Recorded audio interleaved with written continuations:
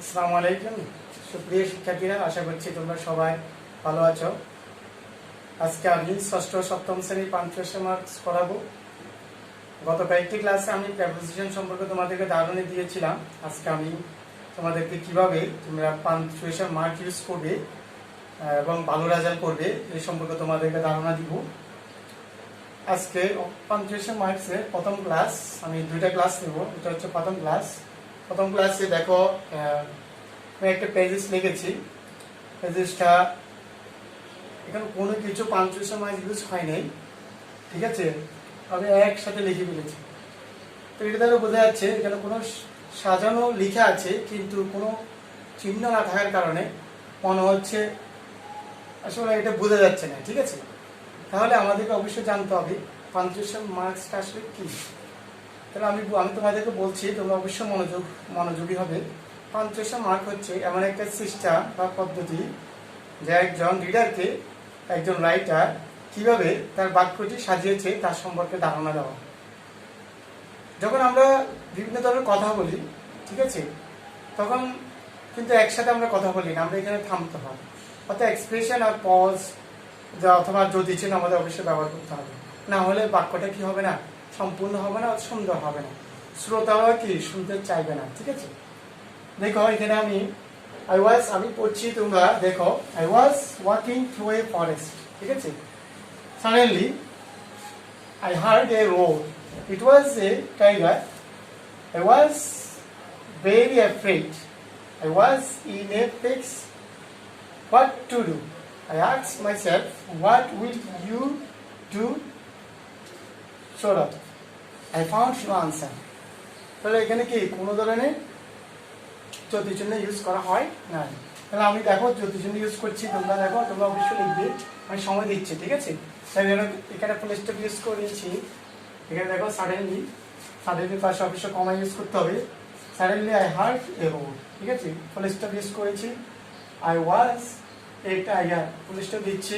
I was very afraid, full stop. I was in a fix what to do, অবশ্যই ফুল stop use করতে হবে। I asked myself, comma use করবো, আবার inverted comma শুরু, আবার inverted comma শেষ হবে এখানে। I found no answer, full stop দিব, ঠিক আছে। তো দেখো প্যাজেসের মধ্যে এখন সুন্দর দেখাচ্ছে, এর আগে কিন্তু সুন্দর দেখাই নেই। তোমাদের বোঝার জন্য আমি কি করে নেই, মানে জ্যোতিচিহ্ন ইউজ করি নাই, পাঞ্চুয়েশন মার্কস ইউজ করি নাই, ঠিক আছে। তোমরা লিখো,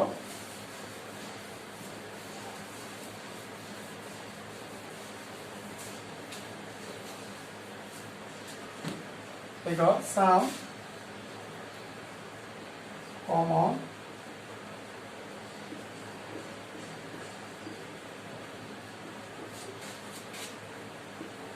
পাঞ্চুয়েশন মার্ক, ঠিক আছে, পাঞ্চুয়েশন মার্কস ইন ইংলিশ, ঠিক আছে। আমাদেরকে অবশ্যই জানতে হবে, একটা তালিকা লিখবো, তোমরা অবশ্যই লিখবে। নাম্বার 1, ফুল স্টপ, দেখে বলা হয়, দেখো ফুল স্টপ, ঠিক আছে, এটা তাড়াতাড়ি লিখো। নাম্বার 2, কমা, ঠিক আছে, আমি ব্র্যাকেট দিয়ে দেখো এটা দিয়ে দিচ্ছি, দেখো। নাম্বার 3,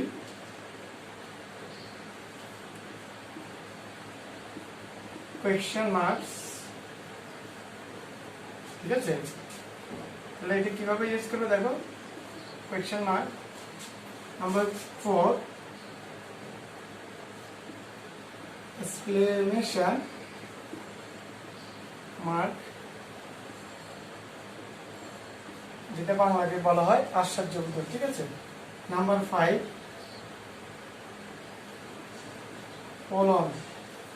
কোলন ইউজ করবো আমরা, দেখো, ঠিক আছে। নাম্বার 6, সেমিকোলন,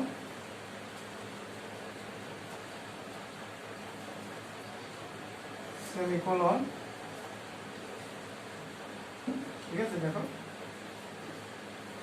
তারপরে এটাকে কি বলা হয়, সরি, সেমিকোলন, এটাকে বলা হয়। নাম্বার 7, হাইটেন, দেখো হাইফেন ইউজ করবো একটু ছোট ড্যাশ থেকে, ঠিক আছে। নাম্বার 8 ড্যাশ, ড্যাশ হচ্ছে একটু বড় ইউজ করতে হবে, মানে হাইফেন থেকে একটু বড় হচ্ছে কি ড্যাশ, ঠিক আছে। লিখো তোমরা। নাম্বার 9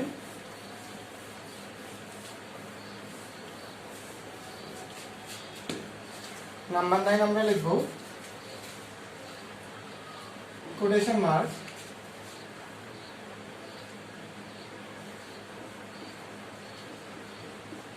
লিখবো কোটেশন মার্ক।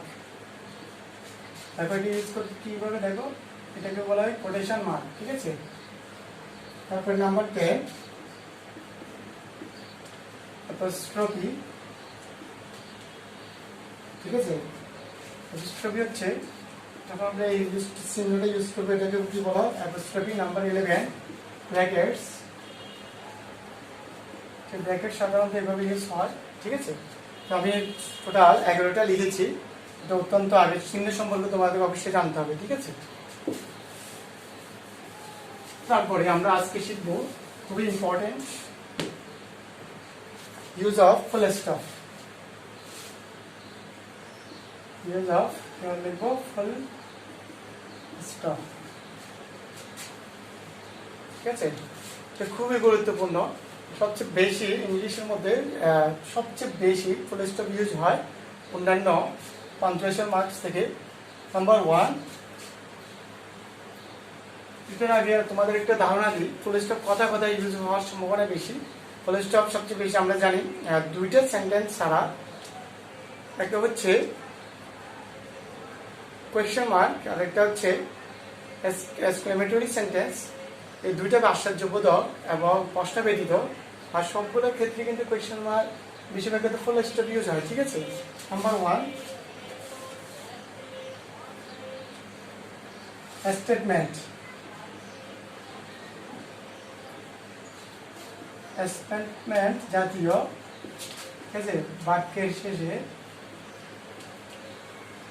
অবশ্যই আমরা কি করব ফুল স্টপ ইউজ করব, ঠিক আছে। Example number 1 I love to travel। তাহলে দেখো আমি ফুল স্টপ ইউজ করেছি, আমি ভালোবাসি ভ্রমণ করতে, ঠিক আছে। নাম্বার 2 কমান জাতীয়,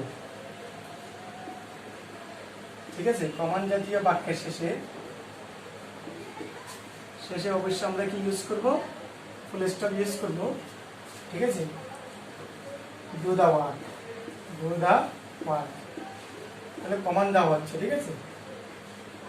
অর্থাৎ ইম্পারেটিভ সেন্টেন্স জাতীয় আমরা জানি ইম্পারেটিভ সেন্টেন্সে আমরা অবশ্যই কি ইউজ করব ফুল স্টপ ইউজ করব, ঠিক আছে। To the work full stop use করেছি।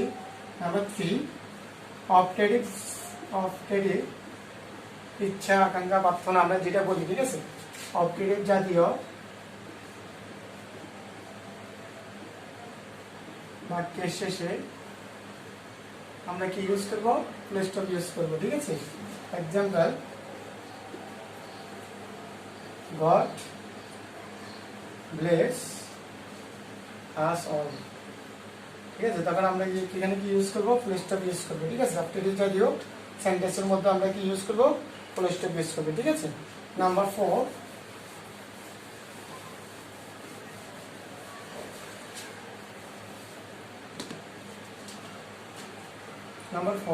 indirect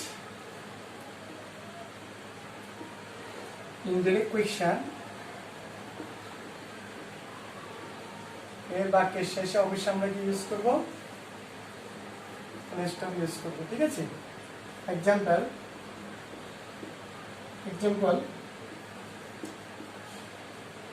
মৌসুমী asked me, ঠিক আছে, why I did, I didn't attend the party, ঠিক আছে। তখন আমরা ফুল স্টপ ইউজ করব, ঠিক আছে। ইনডিরেক্ট সকল ধরনের ডিরেক্ট থেকে যখন আমরা ইনডিরেক্ট করব তখন আমরা কি ইউজ করব ফুল স্টপ ইউজ করব, ঠিক আছে। নাম্বার 5 অ্যাব্রিভিয়েশনের মধ্যে আমরা কি ইউজ করব, ফুল স্টপ ইউজ করব, ঠিক আছে। ফর এক্সাম্পল USA, তো এটা ফুল মিনিং কি হবে, ইউনাইটেড হবে, ইউনাইটেড কি হবে, স্টেট অফ আমেরিকা, আমেরিকা, ঠিক আছে। তখন আমরা কি ইউজ করব, ফুল স্টপ ইউজ করবো। দেখো ফুল স্টপ সংক্ষিপ্ত নামের ক্ষেত্রে অবশ্যই ফুল স্টপ ইউজ করতে হবে। Number 6, website. ওয়েবসাইট অ্যাড্রেসের ক্ষেত্রে আমরা কি ইউজ করবো, ফুল স্টপ ইউজ করবো, ঠিক আছে। এবং দেখো grammar.dd.com, আমাদের অবশ্যই কি ইউজ করতে হবে, ফুল স্টপ ইউজ করতে হবে। দেখো, আর ছোট হাতের অ্যাড্রেস লেখার ক্ষেত্রে সর্বপ্রথম ছোট হাতে ইউজ করতে হবে। সব ওয়েবসাইটে আমরা যে কোনো যখন অ্যাড্রেস লিখবো অবশ্যই আমরা ফুল স্টপ ইউজ করতে হবে, ঠিক আছে। এরপরে লিখবে কমার ব্যবহার শেখাবো। এখন ইউজ অফ কমা কীভাবে ব্যবহার করতে হয় অবশ্যই তোমাদেরকে জানতে হবে। চলো আমরা এটা পড়ি। কমা, ঠিক আছে। যদি চিহ্নের মধ্যে সবচেয়ে বেশি ইম্পর্টেন্ট একটা হচ্ছে কমা আর একটা হচ্ছে কি ফুল স্টপ, ঠিক আছে। আজকে এখন আমরা করব নাম্বার 2, কমার ব্যবহার শেখাবো। নাম্বার 1 তোমরা লিখো। নাম্বার 1, একটি লিস্টে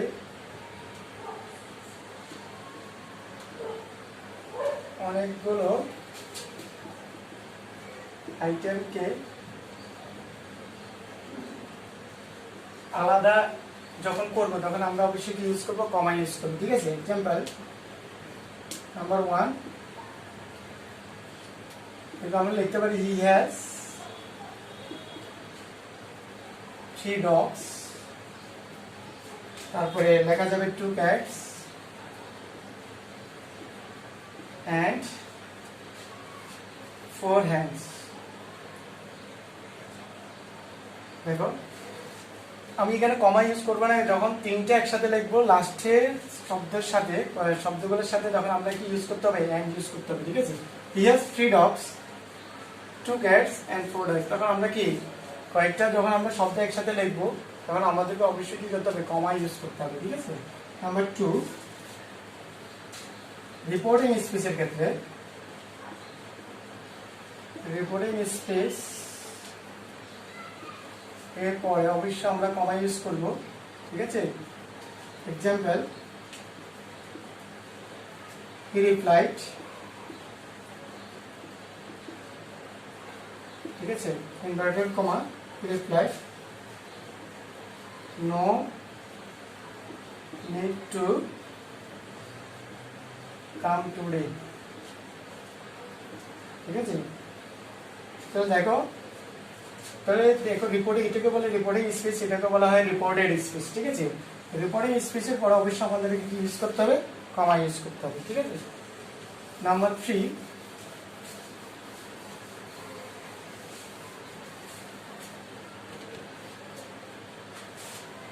লিখো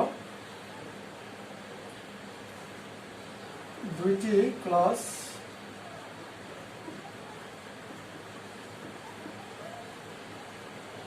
আলাদা করতে হলে আমাদের যখন আলাদা করব তখন আমাদের অবশ্যই কি ইউজ করতে হবে, কমা ইউজ করবে, ঠিক আছে। Example I saw her in London, ঠিক আছে, কমা ইউজ করতে হবে।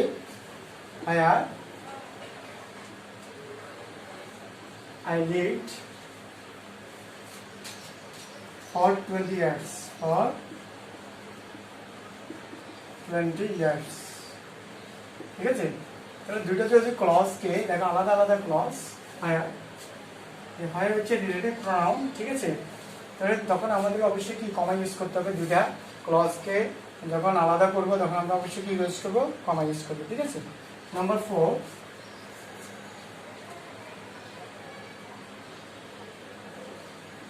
দুইটি অ্যাডজেক্টিভ যখন ব্যক্তিক্রম হিসেবে ব্যবহার হবে তখন আমরা অবশ্যই কি ইউজ করবো, কমা ইউজ করবো। ঠিক আছে, এরকম he has a small red dog। দেখো তার একটা ছোট এবং একটি কি কোন বর্ণের লাল বর্ণের কি রয়েছে, একটা কুকুর রয়েছে। যখন এইটাও অ্যাডজেক্টিভ এটাও অ্যাডজেক্টিভ, তো দুই অ্যাডজেক্টিভ মাঝখানে অবশ্যই আমরা কি করতে হবে, কমা ব্যবহার করতে হবে। ঠিক আছে, নাম্বার 5 দ্রুত লিখো।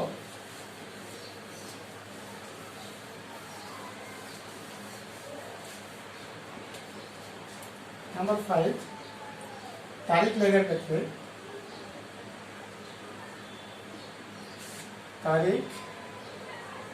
ক্ষেত্রে অবশ্যই আমাদেরকে কি করতে হবে, কমা ব্যবহার করতে হবে। এক্সাম্পল কি হবে, ইট ওয়াজ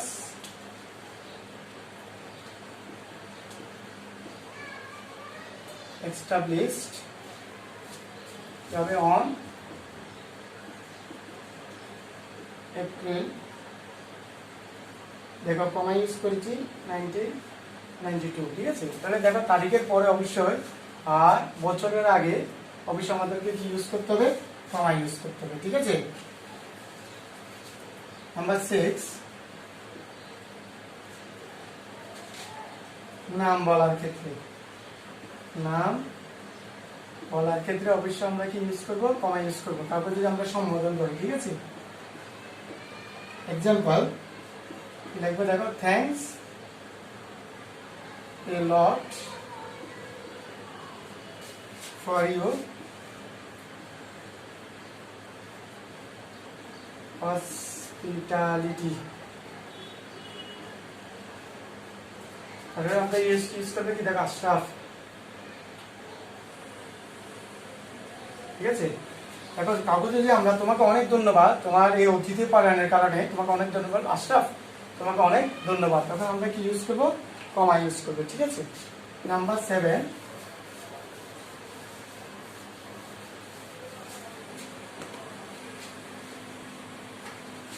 take কোয়েশ্চেনের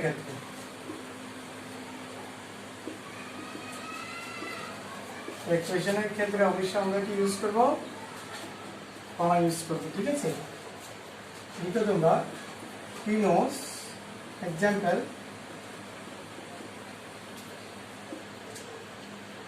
he knows the matter।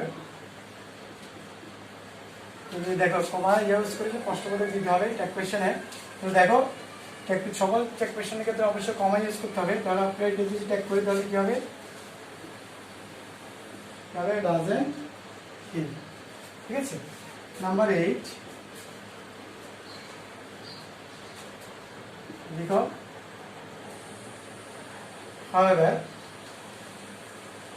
moreover, therefore, তারপরে on the other hand,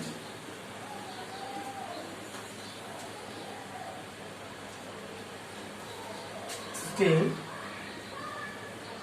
so, এটা otherwise ইত্যাদি ক্ষেত্রে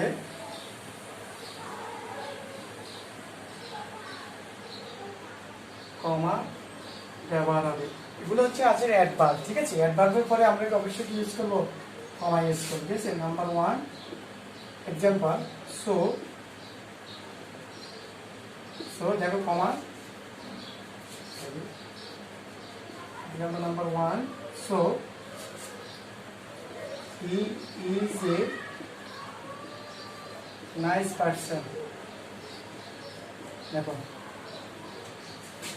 number 2 however,